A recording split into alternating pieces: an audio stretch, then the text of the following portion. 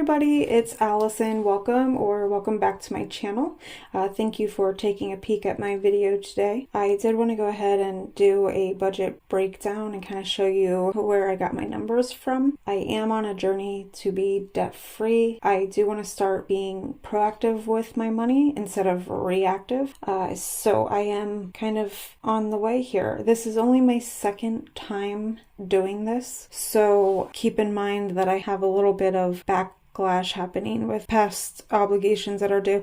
It's really hard to kind of get started when you are so used to putting things on a card. Like, that's my biggest issue that I'm realizing is I would come to this place where it was time to pay a bill and I would just easily grab the credit card. For example, when I'm doing my insurance premiums every 6 months, I wasn't planning ahead, and then it's, oh, I have to put it on my credit card, and that's almost $400, and like those sort of things snowball. So I am on this journey to be debt-free. I want to be financially independent, and I want to be proactive and not reactive.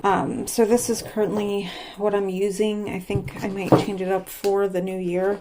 It's kind of like what works for me before. So it has these different sections that you can rubber band in, I guess you could say, and it's very personalized. Like, you can choose the different like the themes on it as far as patterns, and you can choose what goes inside. So this is kind of what I was using because I am a visual person. So my pay period is the 6th through the 20th, and I kind of wrote down all of the expenses that I have that fall in that pay period. I just had my rent that I paid the last pay period, so that is taken care of. The way that things fall in this pay cycle, I would have had to pay this, like the following pay cycle, I should say, I would have had to pay a big loan of mine plus rent again.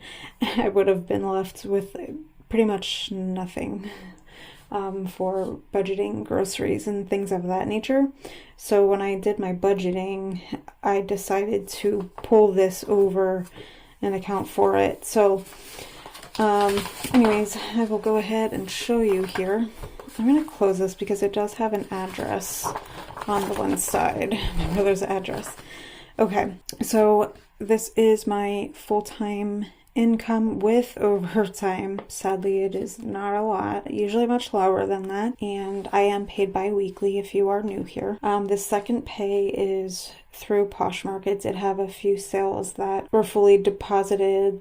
The buyer marked that they got their belongings, that sort of thing. So that's what was able to hit my account for this pay cycle. The budget that I have to work with is $1,168.26. Then I wrote down all of my expenses. So as I mentioned, I wanted to account for my debt consolidation loan in this pay cycle, because next pay cycle it would be nearly impossible. So this stuff here is stuff that you will not be seeing me cash stuff. These are things that I'm moving money to different accounts to pay it, or that sort of thing. For me, it doesn't make sense to pull all this and cash stuff it and then run back to the bank and put it back in. So for me, this is what works. Like, I'm not going to overspend on my Comcast bills, things of that nature. So this is what works for me. I wrote down all my expenses. So I had my debt consolidation loan. And if you guys have watched previous videos, you know that I had a lot of credit card debt, and I had a recent awakening of, whoa, I need to look at my stuff and get my shit together. I was inspired by YouTuber Caleb Hammer. Great videos. He kind of blew up on TikTok, and then he took his stuff over to YouTube and does full form content on it. Like, highly recommend his channel. It's so good. He's definitely kind of what inspired me, because I just, debt is one of those taboo topics, and it's like, wow, I'm not the only one in this situation. I need to get my crap together. He was like, you feel kind of shame, like, oh, I'm the only one, I just don't know what the hell I'm doing, everybody else has their life together. No, a lot of people don't. I have this second loan, which what happened there was I asked for a certain amount of money, and at the same time I had big car repairs that weren't part of my balances when I thought they were. In addition, there was a transaction fee that took away money that I needed to consolidate, so I had to get a little bit of an extra after I got my first loan. So anyways, it's a much smaller one. Even with these combined, I'm still saving tons of money. Then this one here, Kitty Boy. This is my last and final payment. His name was Braveheart, but his nickname was always Kitty Boy. He ended up getting really sick. He had cancer, and he had a very rare cancer in his tail, at the base of his tail. So he got a bunch of his tail amputated, and they felt that he was in the clear, so they amputated it so that the cancer wouldn't spread. Within 6 months, it spread throughout all of his body, and so unfortunately he has passed over 2 years ago. So this is finally my last payment, and this is what made me realize for my current cats I need to plan better and put an emergency fund, because pet bills, so expensive. Definitely want to plan in the future. So I'm really excited that this is my last payment, that I don't have to worry about that popping up anymore. This here, WM, is I unfortunately had to put a charge on my Walmart credit card. Didn't want to, but it was a too good to be true deal. There's this group on Facebook. It's called Red Tag Ricky, I believe. And it's this group where they alert you to really amazing flash deals, promo codes, that sort of thing for Walmart and Amazon. I'm not sure if they do other retailers, but I know of those two. And there was this crazy good deal on a couch. It was $99. Super nice. My brother, a year and a half ago, some crazy stuff happened, and he unexpectedly had to get an apartment on his own for the first time. So he has not had a couch this entire time. His birthday's in November. Sadly, I wanted to plan for his birthday and kind of put money to the side in the gift envelope. That was my plan this pay cycle, but this deal popped up and it's like, I gotta do it.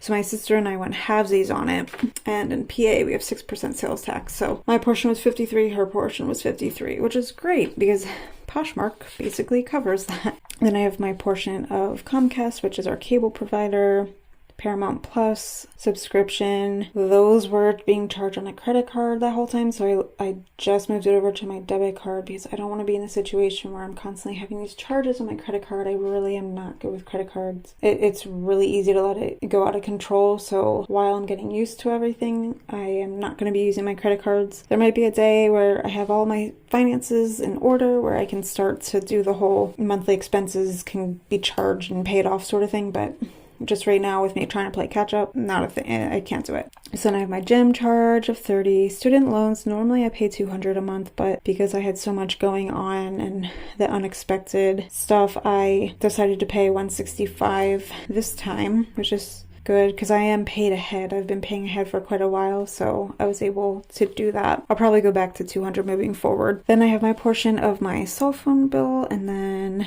savings I have automatically move over from my checking account. So these are all things that are just going to be taken. I'm not going to cash stuff or anything. So that total is $858.14. So sorry, didn't mean to bump you. So then I take my total pay minus this number here, and this is the remaining amount that I have to cash stuff, so $310. So in my cash envelopes, I'll be stuffing these things. So I have groceries at $100, coffee, I have $20 to stuff there, though that this is going to change. I already put $10 on my app, so I'll actually be doing 10 because Dunkin' Donuts just upgraded their app, so now it's like they have all these fun special bonuses if you use the app. So I really wanted to take advantage. One of them was free coffee if you order ahead. So hello. All I had to do was pay 27 cents because they upcharge for oat milk, which is so silly, but whatever. And then I stuffed for dining out. Gas, I do not have to stuff for, which is awesome. I'll go more into that when I do the cash stuffings. Household, don't need to do that. Personal care, I'm doing $5. Fun, I am carrying that over.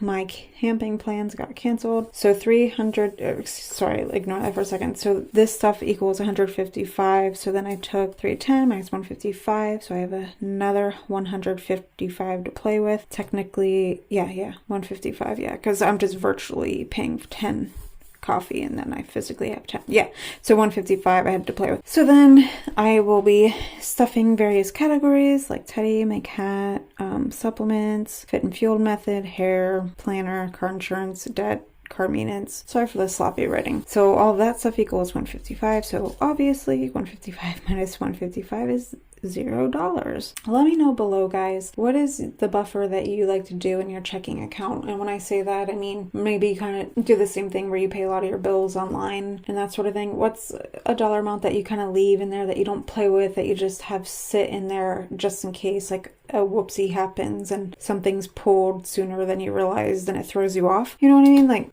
mine, I feel like is a little too minimal, so I'm not sure if I should beef that up. I'm brand new to this, so mine's around like $26. About to be more though, because I did an Amazon return.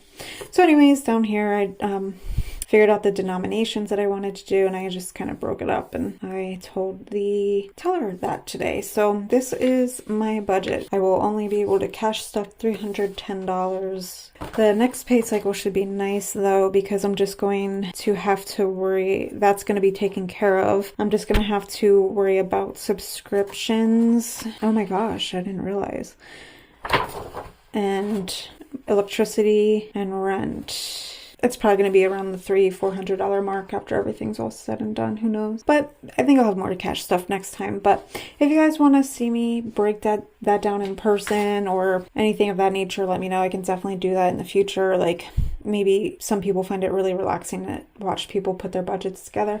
I actually really much enjoyed this. It was so relaxing to me. It took way longer than it should have. Oh, and then up here I scribbled something out because I wanted to pay off another small balance, but I realized, no, I want a little bit more to cash stuff. So I scribbled that out. But yeah, let me know if you want to see me do this next time. I just kind of wanted to show you that way you kind of have an understanding why my cash envelopes are so low. I know some people pull out all of their money out of their account when they get paid and they stuff all of that stuff. And it's so difficult when you're getting started and you have things that are due now. And it's like some people like to break it up as they go along, you know, every pay cycle. But when you're just starting out and you lived paycheck to paycheck, you can't do that. And I'm trying to play catch up right now with stuffing my envelopes for things that are coming up, like insurance premiums and things of that nature. So I don't know, any tips or anything like that are appreciated. But if you made it through this far through the video, then please leave me a cat emoji down below. If you are new here and you are into the budgeting content,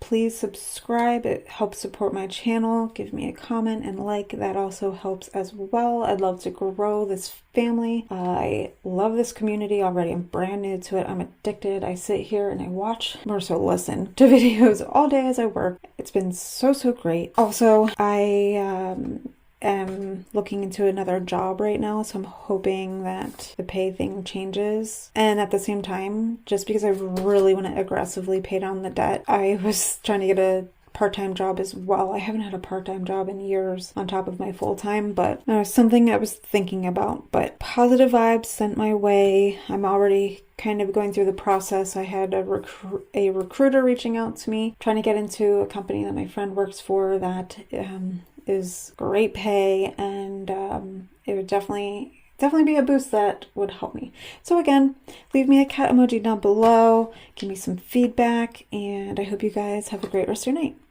Bye guys.